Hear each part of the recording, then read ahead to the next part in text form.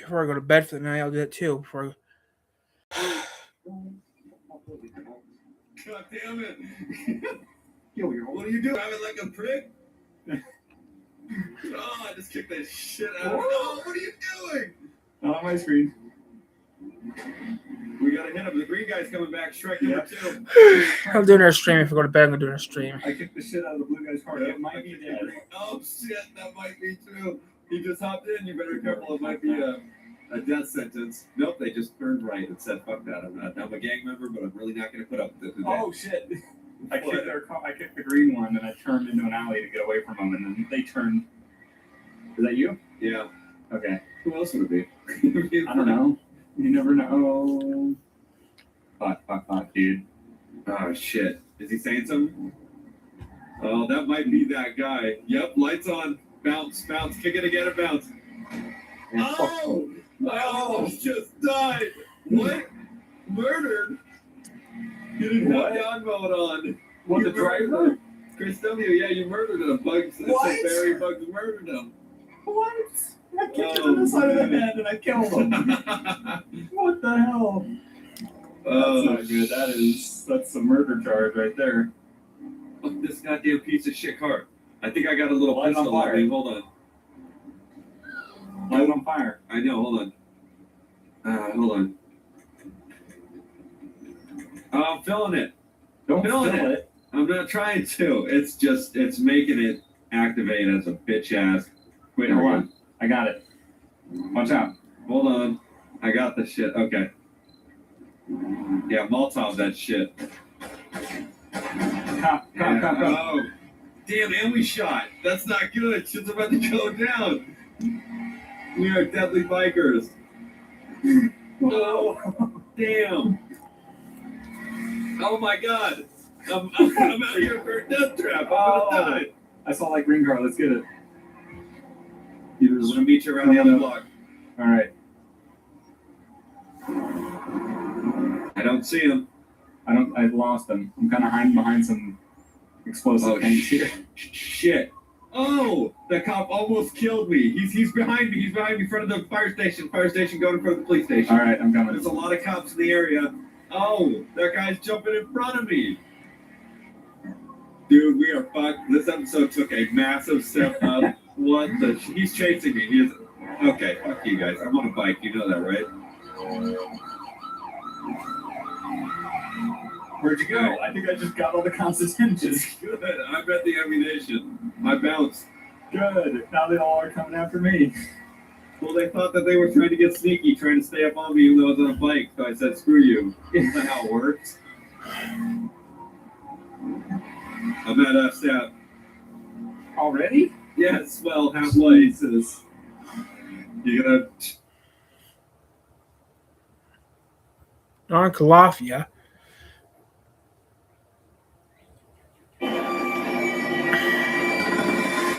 I found a place.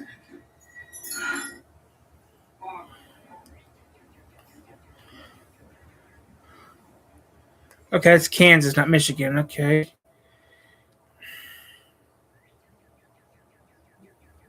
Grand Theft Auto 6 is coming out next year, and it's going to be set in Vice City, the same setting for maybe the most unique Grand Theft Auto game. Hello, guys. Of them all.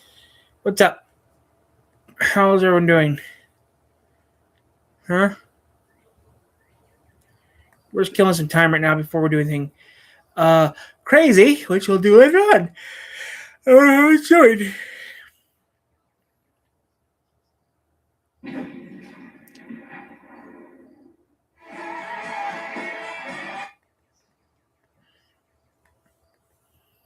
We're just killing time right now. That Soviet nuclear accident in the Ukraine created fallout today in Chicago. Not radiation, not that kind of fallout. This was a purely economic reaction. U.S. investors betting tens of millions of dollars on grain and livestock futures. Simply put, investors were assuming today that radioactive fallout is contaminating Soviet wheat, pastures, cattle, and hogs, and that in weeks to come, the Soviets will have to buy those commodities here in the United States. Certainly, there are questions not only about Soviet food supplies, but about the impact of drifting radiation on Poland and Scandinavia. The food exports from those countries have been or will be affected. What we're dealing with, after all, is not just what the world knows, but what it believes. Not reality, perhaps, but perception of reality. Where, amid official Soviet announcements, Western intelligence reports, and global rumors, where is the truth? Oh, We begin crap. with this report from Don Clancy. I'm going to be too low. 50 passengers arrived in Vienna today. They were met not by friends and relatives, but by officials with Geiger counters. They are the first evacuees, dependents of Western workers in the Soviet Union, on a special tip. Everyone was immediately tested for possible radiation. Everyone.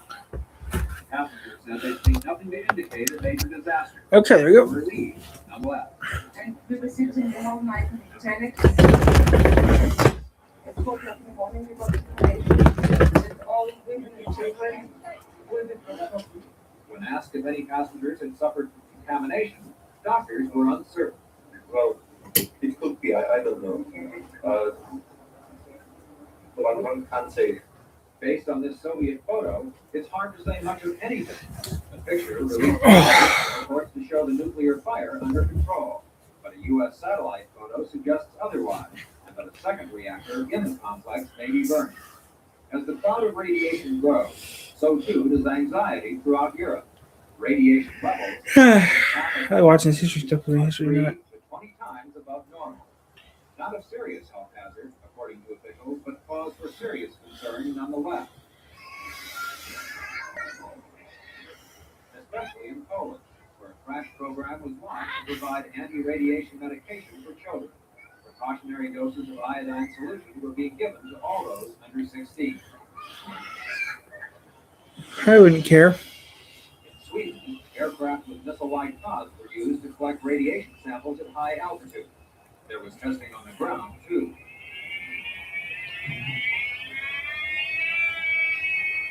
Although experts say radiation levels in Sweden are not harmful, and in fact are falling, many people are not convinced. Understood, yeah. I'm worried about what could happen if the wind starts blowing back more to Sweden. I get angry on like Russia that doesn't say anything. The Swedish government, which is banning imports of fresh vegetables from Eastern Bloc countries, is upset as well. We have asked for detailed information with regard to the nature and the scope of the catastrophe so that we can take the right actions to take care of all our own people here. We have so far not received an answer.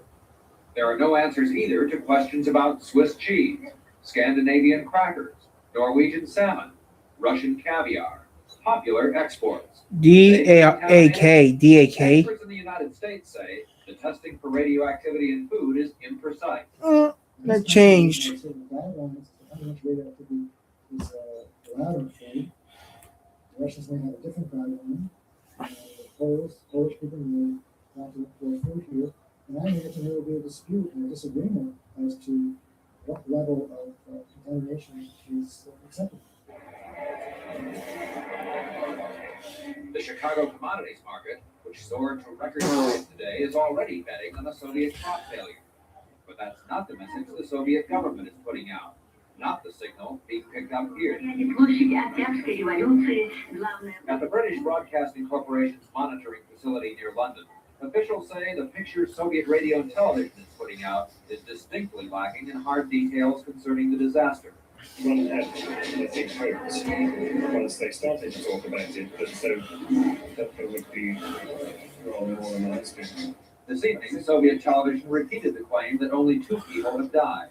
They assured viewers all is under control, that farms and factories in the area are working normally, that Western reports about the disaster are untrue. I watch that TV. The Soviet government doesn't tell them very much when there's a disaster, when there's something like this. It's normal for the government to say nothing until the situation is under control. Today in London, following a meeting with Prime Minister Margaret Thatcher, Soviet Ambassador Leonid Zamyatin tried to assure others the situation is now stable, but no one was buying.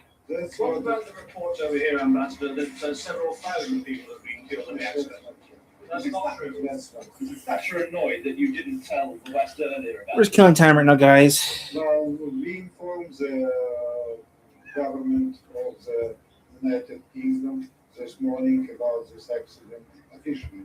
But Moira Bremner, whose daughter is one of about 70 British students about to be evacuated from the Soviet Union, is skeptical of Soviet assurances the situation is safe. I don't feel that I can be entirely sure that the radiation levels which are being talked about in the areas where my daughter is, both presently in Kiev and in the area she's passing through when she goes to Moscow and in Moscow itself, are necessarily accurate readings and correct. And because of that, I don't feel that I'm going to be sure that she has not been exposed to excessive dose of radiation until she's home and I've had her go through proper checks. Her daughter, along with other students, is due to arrive here tomorrow evening. But the answers that we seek about the disaster itself promise to be much longer in coming. This is Don Cladster for Nightline in London. With Vinted, Kayla can easily earn extra cash. She just has to list and Two cars I want to get my hands on. Right? I'm gonna have to. There's 2 cars I want to get my hands on. There's 3 cars I want to get. There's 3 toy cars I want to get my hands on, but. Perfect for aging eyes. Most eyeliners are made for mature skin like this one. This is the Where's my car? Yeah, we still had it, but you know. Good evening. This is the CBS Evening News. Dan Ratto reporting. U.S.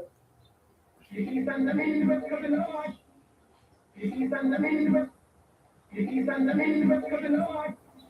That's a weird word. CBS Evening News. Dan Ratto reporting. U.S. officials tonight believe the nuclear disaster in the heart of Soviet farmland began Saturday and isn't over yet.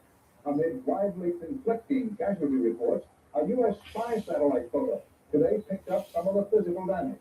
Defense Department correspondent David Martin reports tonight that photo shows this: a gaping hole in the reactor building roof, caved-in walls, smoke rising from the reactor building in what is apparently a still out-of-control fire. Much remains unknown. In this unfolding nuclear nightmare of an atomic reactor gone wild near Kiev, this is what we are hearing tonight. A United Press International report, so far unconfirmed, that more than 2,000 may be dead. Soviet government-controlled television officially puts the number of dead at 2. In Sweden, as elsewhere, officials are convinced there was a nuclear reactor core meltdown at Chernobyl. They say radiation may still be spewing into the air. At an airport in Finland, an arriving passenger from Kiev tells of taxis and buses being commandeered. Purpose? Evacuating thousands from the danger zone.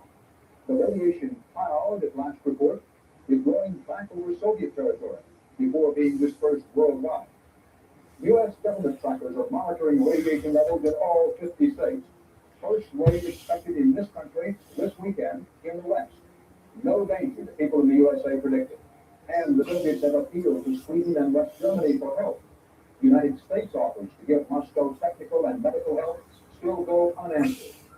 But the United Press International report of mass death from the atomic reactor disaster comes from a woman in Kiev. She is described by UPI as someone with contacts in Soviet rescue and health service. The woman said 80 people died immediately. 2,000 more, she told UPI, died on the way to hospitals. One hospital in Kiev, this woman said, and I quote, is packed with people who suffer from radiation sickness, end quote. There is no independent confirmation of any of that. The tightly controlled Soviet government media are telling their own people next to nothing. They admit officially just 2 deaths. Our correspondent reports begin with Wyatt Andrews in Moscow. For most of the day, the Soviet policy was silent. Despite an admission that an accident had happened, there was no coverage, nothing, in the Soviet morning newspapers. Only Radio Moscow, stationed aimed mostly at foreign audiences, reported a disaster, saying this. Efforts are being applied to eliminate the consequences of the accident and help the victims. Tonight on the 9 o'clock news, the first detailed confirmation of one of the worst nuclear accidents ever.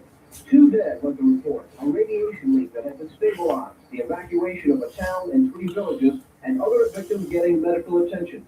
It is clear there is much more here that is not being reported.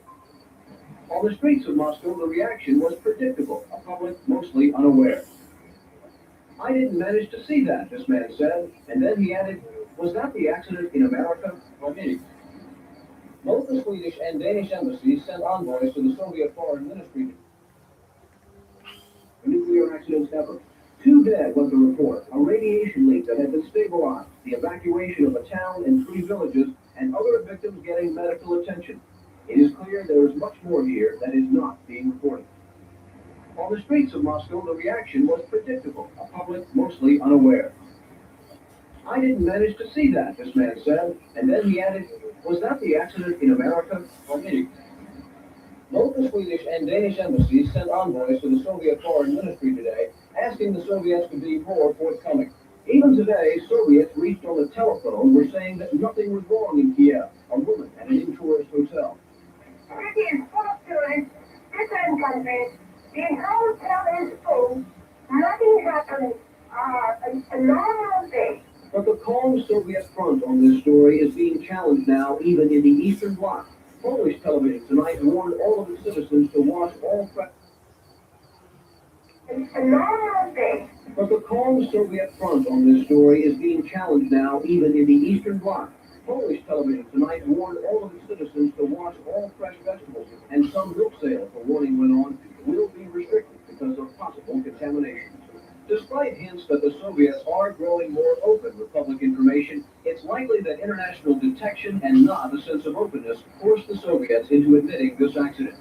The same Soviet propaganda machine that called the space shuttle accident an example of why America can't be trusted with technology is in no rush now to herald any Soviet technological mistake. Wyatt Andrews, CBS News, Moscow.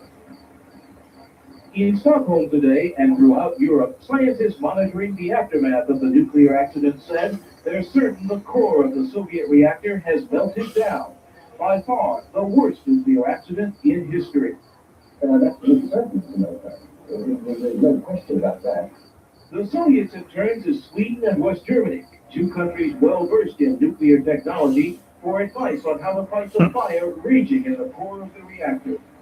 The Soviet officials came to see us asking for advice on possible contacts for help on reactor accidents on one side and on graphite fire on the other side. That means they're in real trouble. It's very unusual for the Russians to ask for help. Even if they have a ship sinking, they're reluctant to ask for help. But the Swedes could only tell the Soviets to contact Great Britain, where the last graphite fire hit the Windscale nuclear plant in 1957. In London today, radiation levels were completely normal, but only the weather saved Western Europe from wider contamination. Undoubtedly, we have to move in a different direction, and yes, certain parts of Western Europe would have been affected by it. In Sweden, radiation has begun to fall from levels that reached 10 times the normal reading. Officials stressed there was never any great danger. Some Swedes flocked to pharmacies buying iodine pills to ward off the effects of radiation, but most showed little concern. I feel it's an accident, but I don't think we're in the danger. We're so used to living with the threat that we don't even react to it anymore. The sheer scale of the disaster will undoubtedly produce demands for stricter controls on nuclear power. Already, the Swedes are calling for all nuclear programs to be placed under international supervision. Derek Blakely, CBS News, Stockholm. U.S. officials said tonight they are convinced the Soviet reactor building is still on fire, graphite burning 4,000 degrees hot. It is their view that it will keep burning for days and that nothing can be done to stop it. Among the biggest dangers now, contamination of the Kiev water supply. Susan Spencer has been looking at the design of this Soviet reactor, a design for disaster. Administration officials now believe a chemical, not a nuclear blast, probably led to the Soviet disaster, which is complicated by the very design of Soviet reactors. The design makes it very difficult to control either escaping radiation or the inferno caused by what experts fear was a meltdown. Unlike most U.S. reactors, whose core is under a concrete and steel dome, Soviet reactors have no protective shell around them. A physicist who taught in the Soviet Union before he emigrated today blames that on Soviet cost-cutting and ineptitude. People who was in charge, they are not expert in safety. While U.S. reactors are water-cooled, cooling in Soviet reactors takes place inside a graphite core. The graphite itself can speed up an out-of-control nuclear reaction And it also can produce a fire so hot it would be virtually impossible to put out to stop the escaping radiation. This could be sort of an ongoing spewing type operation that would continue as long as the fire were burning. With the fire reported still burning, energy experts worry about the other 3 now unmanned reactors in this complex. And health experts worry for the fate of the 20,000 workers in the community living around it. The people in Ukraine face radiation illness, which means they will lose their immunity to disease. And normal colds or normal germs will get into them and they will take death within 30 to 60 days. Others were hopeful that the Soviet citizens nearby would be given pills to counteract expected exposure to radioactive iodine, which can cause cancer. The fact that individuals have died so rapidly following exposure would indicate that even large radiation doses must have been received. It may take weeks before the immediate death toll from the accident is known. It literally will take years before anyone can judge the long-term effects on the land, the water, and the people. Susan Spencer, CBS News, Washington.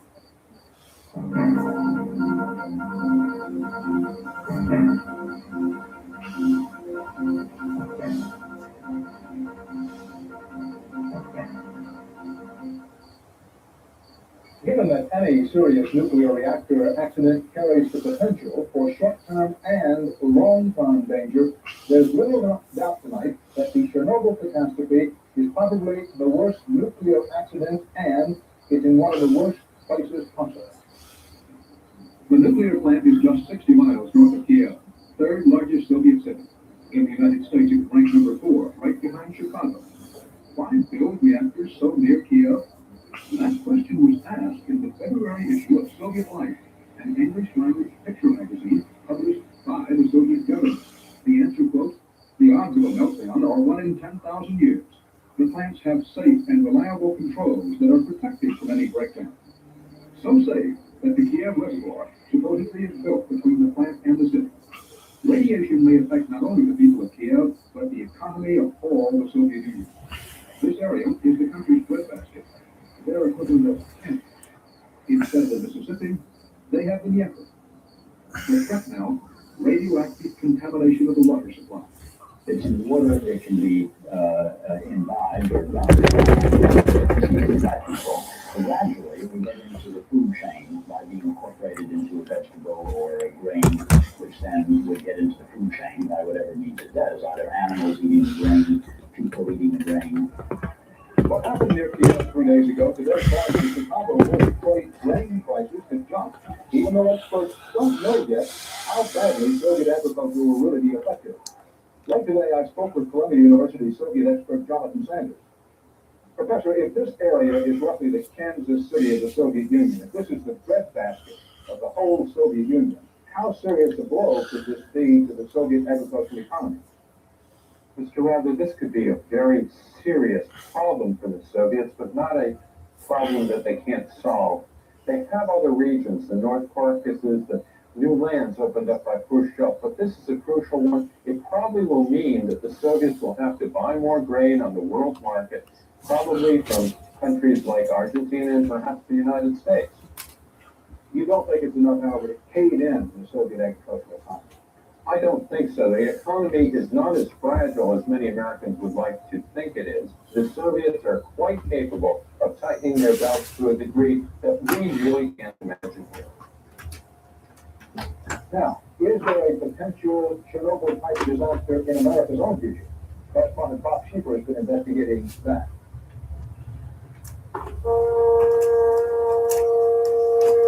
Mock nuclear disasters are staged as a matter of routine at reactor sites. The law requires them to practice safety procedures. But could something like the Soviet disaster really happen here? Frighteningly, some experts and officials say yes.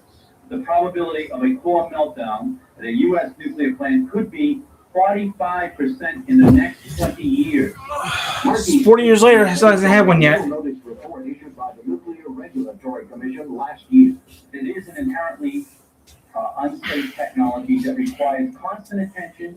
Since the 1979 accident at 3 Mile Island, the nuclear industry has been increasingly under fire. There are 98 commercial reactors operating in this country, providing 16% of the nation's electricity, a greater reliance on nuclear power than even the Soviet Union. But since TMI, not a single new plant has been started here, and the Soviet accident is sure to cause new problems. At TMI, huge containment facilities which surround commercial U.S. reactors trapped most of the escaping radiation. That's not the case in the Soviet Union. We understand that a lot of theirs have no containment